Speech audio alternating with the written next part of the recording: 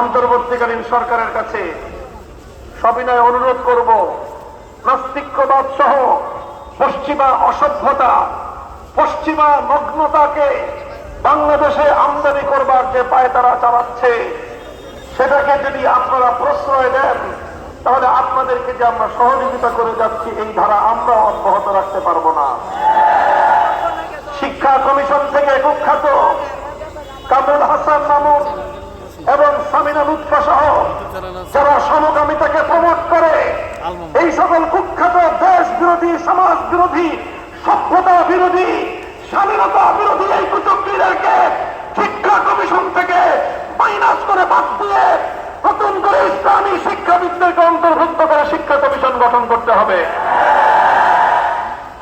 বাংলাদেশে marital rape নামে, বৈবাহিক ধর্ষণ নামে প্রত্যেকটা ঘরে ঘরে স্বামী স্ত্রীর মধ্যে দাম্পত্য কলহের আগুন জ্বালবার চেষ্টা চালাচ্ছেন আপনারা।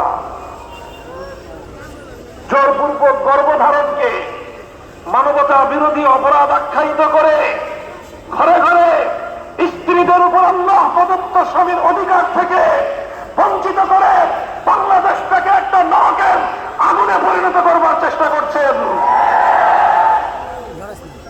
আর ট্রান্সজেন্ডার নামে সমকামিতাকে বাংলাদেশের শিক্ষা ব্যবস্থায় সুযোগ করে দিয়ে আমাদের আগামী প্রজন্মকে সমকামী অভিশপ্ত প্রজন্ম হিসেবে গড়ে তুলবার যে স্বপ্নসাদ, এদেশের আলেম সমাজ বেঁচে থাকতে সেই স্বপ্নসাদ পূরণ হবে না ইনশাআল্লাহ।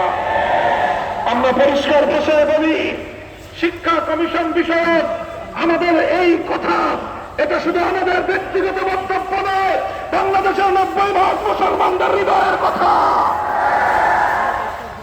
আল্লাহ নবীর বিরুদ্ধে কটূক্তিকারী ভারতের মহারাষ্ট্রের নীতিশ নারায়ণ এবং মহারাজ সহ পুরোহিত যারা আল্লাহ নবীর বিরুদ্ধে